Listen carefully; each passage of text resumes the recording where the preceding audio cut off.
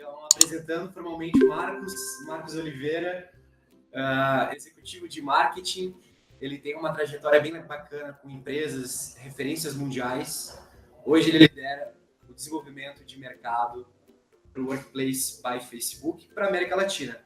Tudo bom, Marcos? Tudo bem, Bruno? Obrigado aí pelo convite. Obrigado a todo mundo que está conectado aí. Espero poder ter uma conversa bem bacana aí, dividir um pouco do Workplace e de mim também com vocês. Legal, tenho certeza que vocês vão adorar. Então, Marcos, para começar nosso bate-papo, quero propor um desafio para você se apresentar em 1 minuto, sem falar nenhum aspecto da sua vida profissional. Nossa, não sei se é mais difícil em 1 minuto ou não falar nada do profissional. Bom, eu sou Marcos, sou filho da Cecília e do Marcos, sou pai do Felipe e da Beatriz, sou curioso, gosto de atividade física, sou apaixonado por música, tenho uma meta pessoal de ler mais de 12 livros no ano, estou atrás da minha meta esse ano já, mas estou fazendo um esforço, sou um apaixonado também por tecnologia, por transformação, gosto muito de filmes. E fico muito feliz em poder compartilhar. Eu gosto tanto de aprender como de compartilhar. Então, para mim, estar aqui é a parte mais legal do meu dia. Então, mais uma vez, agradeço. Não sei se eu fiz 1 minuto ou se eu expliquei. Acho que deu 1 minutinho. Legal, Marcos. Obrigado por estar com a gente hoje. É um prazer. O Marcos é uma pessoa muito generosa, sempre passando conhecimento adiante e está sempre junto com a gente aqui na Leste. Então, Marcos, poderia falar um pouquinho como é que foi sua trajetória até chegar ao Facebook, trabalhar com o Workplace? Bom, acho que eu tive uma sorte de sempre estar mais sorte, acho que, do que escolha minha mesmo, de sempre estar em empresas em momento de transformação, né? Então, eu passei pela GE, onde estava sofrendo uma grande transformação do jeito que é para o mercado. Passei um tempo pelo Google também, começando um negócio de B2B, né, de enterprise, para a América Latina. E isso tudo me levou hoje no Facebook, também no momento de transformação, que é cuidar do desenvolvimento de mercado para o Workplace, que é uma ferramenta que viabiliza as empresas a se transformar e facilita as empresas nessa jornada de digitalização, né? Então, acho que eu tive experiência sempre em marketing ou relacionadas à área comercial, e acho que cada uma dessas experiências me agregou um pouco para estar aqui, né? Então hoje eu sou, acho que, uma soma de tudo isso, e fico muito feliz em estar numa companhia como o Facebook, cuidando de um produto tão apaixonante assim como o Workplace, né? Acho que de todos os produtos que eu já toquei, eu não vi nenhum deles onde os clientes têm uma paixão tão grande assim. Então, muito feliz por isso. Legal. Marcos, o seu papel no Workplace é liderar um pouquinho do desenvolvimento de mercado da América Latina. Comparando o cenário da América Latina, né, dos grandes países da América Latina, com o Brasil, você poderia destacar alguma diferença quanto à tecnologia, quanto à transformação digital?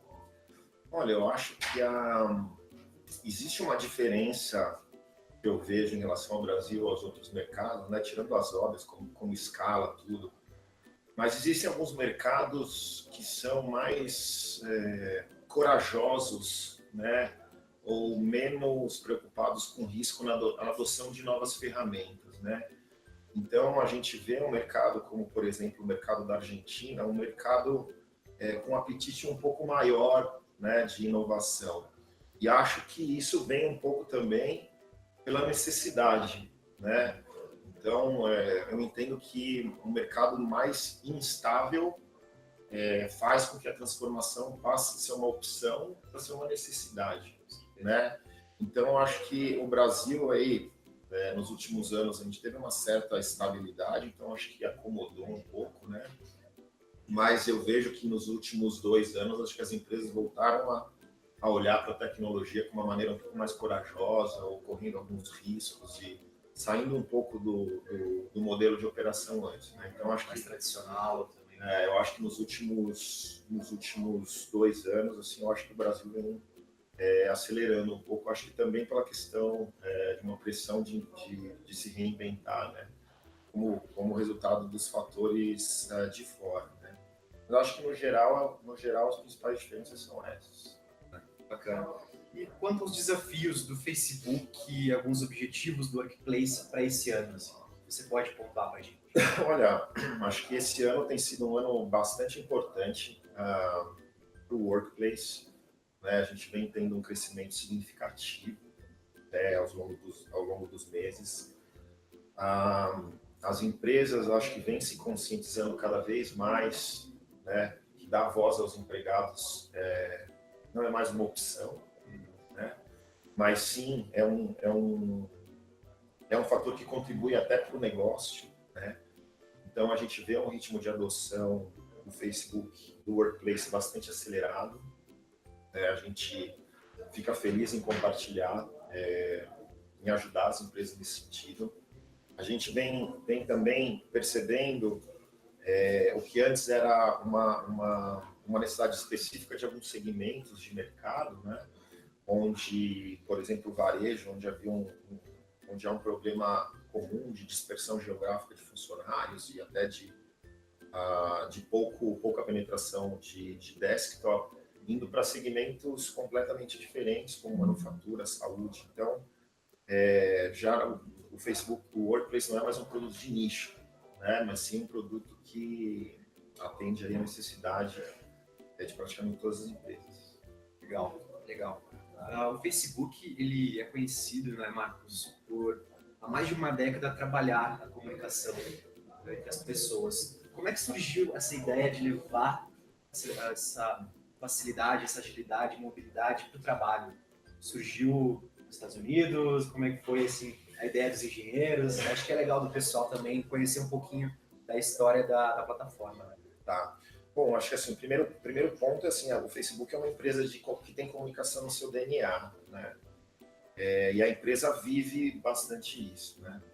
Então, isso, na verdade, a ideia de ter uma plataforma corporativa surgiu em 2011, né? Quando o Facebook, para consumo, que todo mundo usa, desenvolveu a funcionalidade de grupos, né? E um engenheiro montou um grupo dentro do Facebook para colaborar com as pessoas, para gerenciar projetos, né? E aquilo foi crescendo,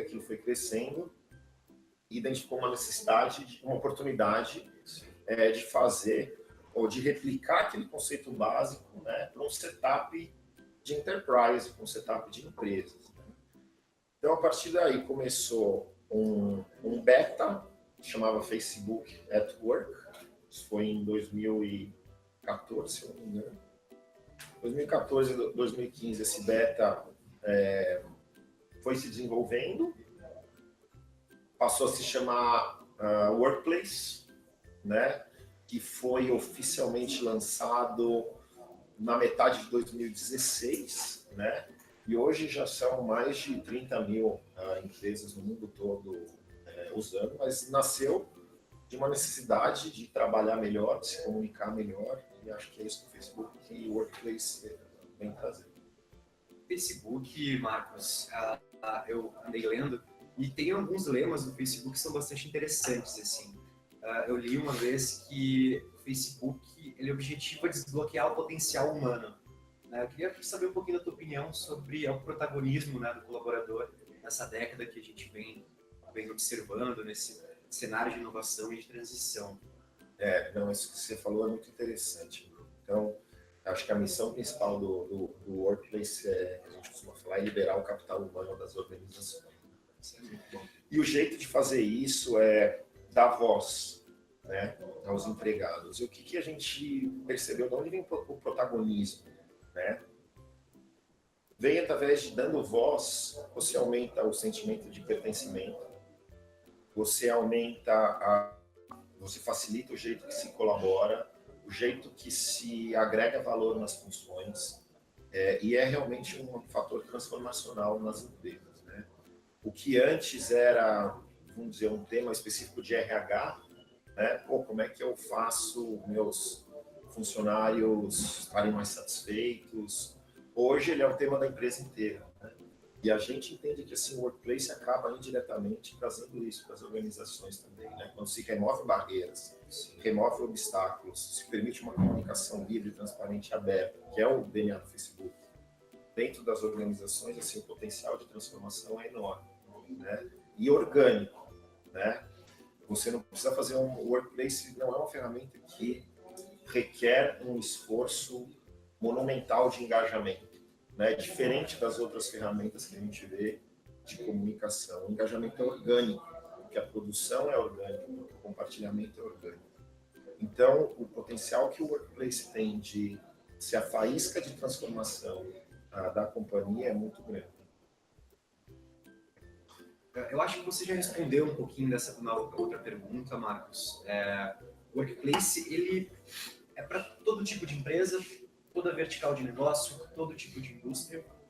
Olha, o Workplace foi desenhado para aquelas empresas que querem trabalhar melhor, querem se transformar, né? Então não há uma limitação de indústria ou um apetite maior de uma indústria ou de outra. Eu acho que assim, quem está olhando para o futuro, né? Quem está vendo essa nova geração de força de trabalho, quem está olhando para o jeito que as pessoas se comunicam, o Workplace foi feito para essas empresas, né? Então, a gente tem clientes de A a Z, empresas de mais de 100 anos, startups de 3 pessoas num coworking. Então, realmente não tem uma receita de bolo. É para quem quer se transformar e acredita que a comunicação é um fator estratégico para isso. Internamente, dentro dessas empresas, assim, geralmente, quem é que tem a ideia, quem é o patrocinador do projeto do Workplace? As empresas tem alguma área específica? Geralmente os desafios, né, levam vamos tentar uma outra plataforma, vamos agilizar essa comunicação que hoje é tão cheia de barreiras, ou muitas filiais espalhadas não conseguem ter um engajamento. Olha, Bruno, a gente vê normalmente, né, a dor mais aguda é sentida ou primeiramente pelo RH ou pelo time de comunicação interno, né? Por quê?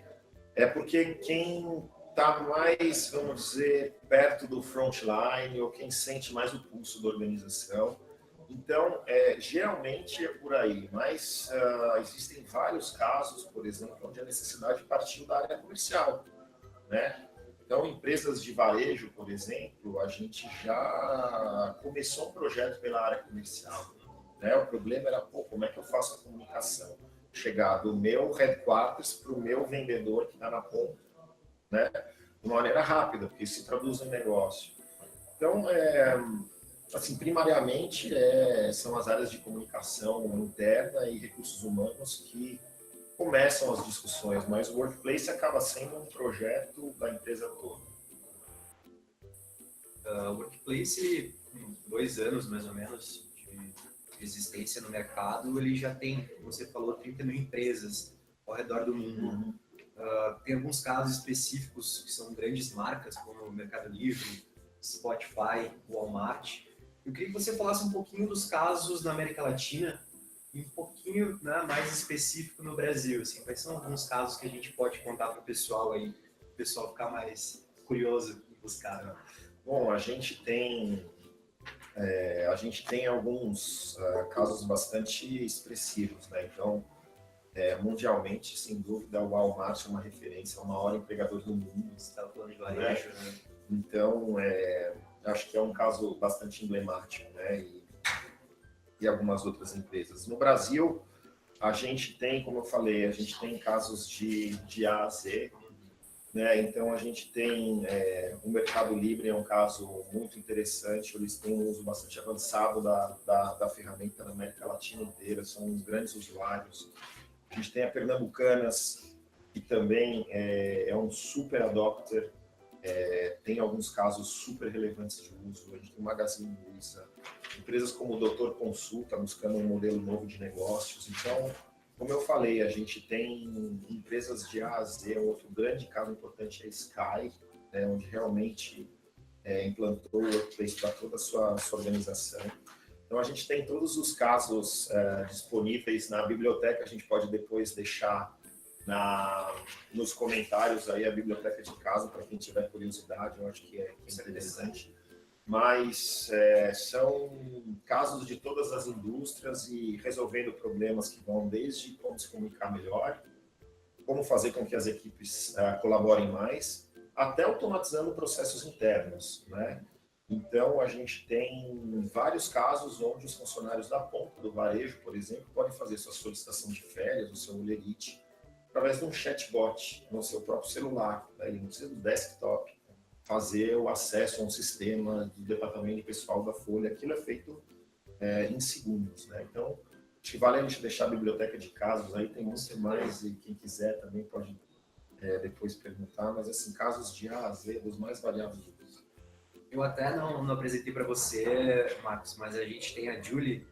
A Julie é a nossa raposinha. Ela tá ali conversando com o pessoal enquanto a gente está fazendo o nosso bate-papo aqui. A Julie, ela é organizadora desse encontro, né? Ela que teve a ideia, vamos fazer uma live falando de workplace. Então a Julie sempre no final das transmissões ela faz alguma brincadeira. Eu acho que ela já deve estar falando ali um pouquinho sobre como é que está acontecendo essa brincadeira. Mas, Marcos, pegando um pouquinho desse tema. Depois eu vou perguntar para a Júlia o que ela achou do papo aqui. A Júlia, ô Júlia, já vai respondendo aí o Marcos também. Legal. Ela já tá acompanhando. Então, a gente falou um pouquinho sobre automatizações, né? E as automatizações estão cada vez mais próximas da gente no nosso celular, no nosso mobile, né? Isso vai ao encontro da geração milênio, né? Como é que o workplace enxerga essa geração tão acostumada com mobilidade, com agilidade na vida pessoal? Acho que foi a Julie. A Julie está por aqui. Mas eu queria fazer essa pergunta para você. Olha, tem algumas coisas que são inegáveis, né? Então, assim, nos próximos anos a gente vai ter mais da metade da força de trabalho das empresas vai ser milênio, né?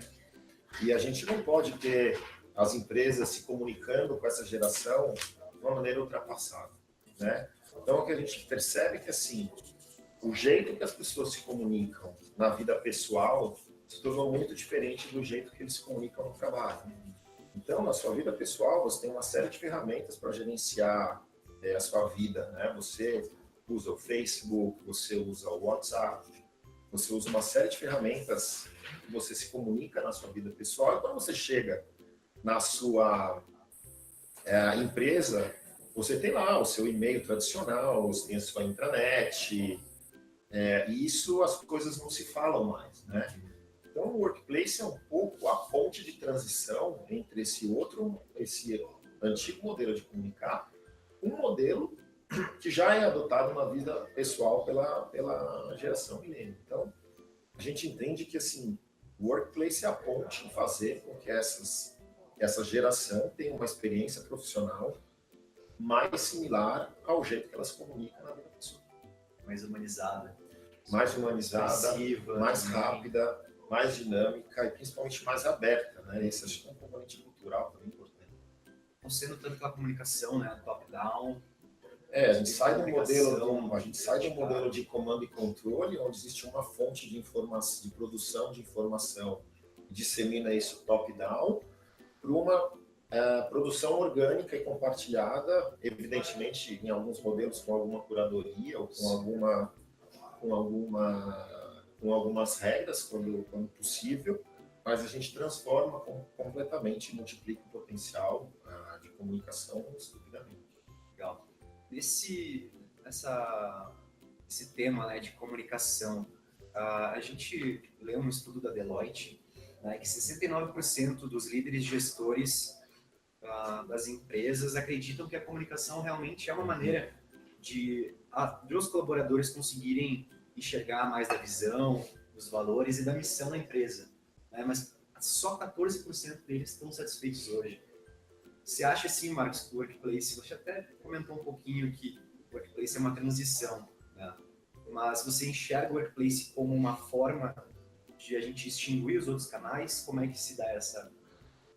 Olha, o que a gente tem visto aqui, o workplace, na verdade, ele não foi projetado para extinguir os canais, mas ele foi projetado para fazer com que a comunicação chegue a todos os empregados, a todos os funcionários da maneira mais rápida possível. Alguns canais acabam tendo uma utilidade, uma relevância menor, fato. Na maior parte dos casos, eles são complementares.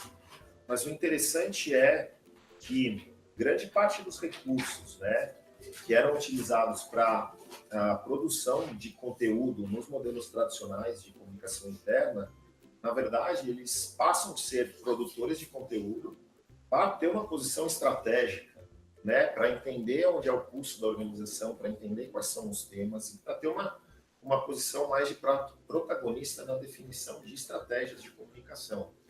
Então, a gente vê na questão da liderança, a gente vê alguns efeitos colaterais do Facebook. Um deles é transformar a área de comunicação interna numa área menos de produção e mais de estratégia, né, como um asset estratégico. E para o RH, é um ganho de velocidade de tomada de decisão e uma produção de insights, né, através de analytics, num clique.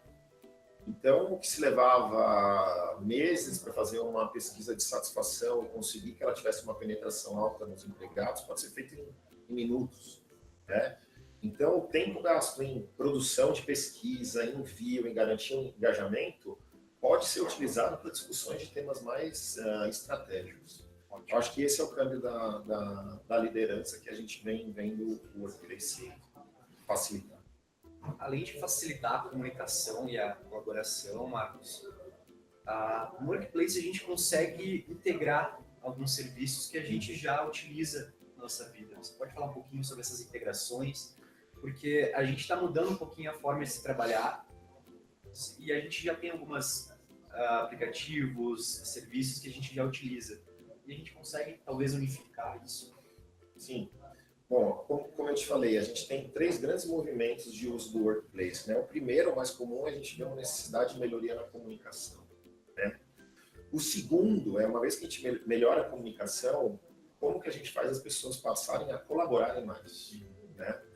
E o terceiro é automação. Falando do segundo especificamente, a questão de 2 meses, 3 atrás, no evento feita, o Workplace anunciou mais de 40 integrações, né, disponíveis para o Workplace, que vão desde Office 365, G Suite, Salesforce, Smartsheet, que todas estão disponíveis no site do Workplace. Sim. Mas, na verdade, elas funcionam como o Workplace sendo um hub para colaboração dentro da companhia.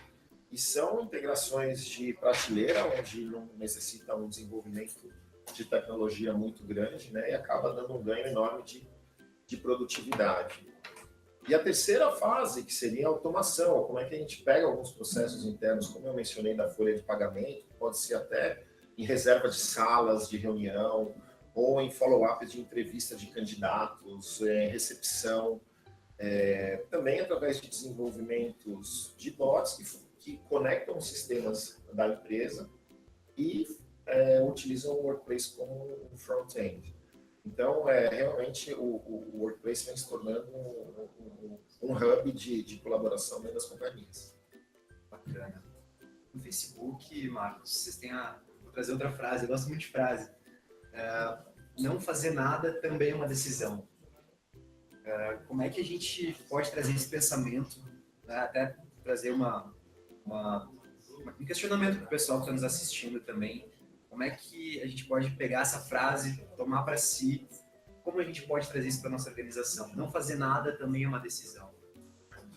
Essa frase vai um pouco no contexto do clichê, né, vamos dizer, da transformação digital, né? O que a gente tem visto ultimamente é que tem 2 caminhos para você se transformar, né, recentemente. Ou você faz por opção, ou você faz por necessidade, né?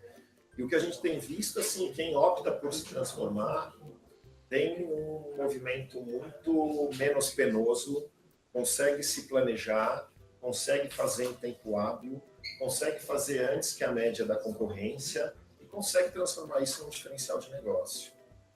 Quem faz por necessidade, faz com pressão, quer seja competitiva, quer seja da força de trabalho, quer seja mercadológica, e evidentemente com menos planejamento, com mais pressão, e a gente sabe que o resultado muitas vezes não sai como esperado.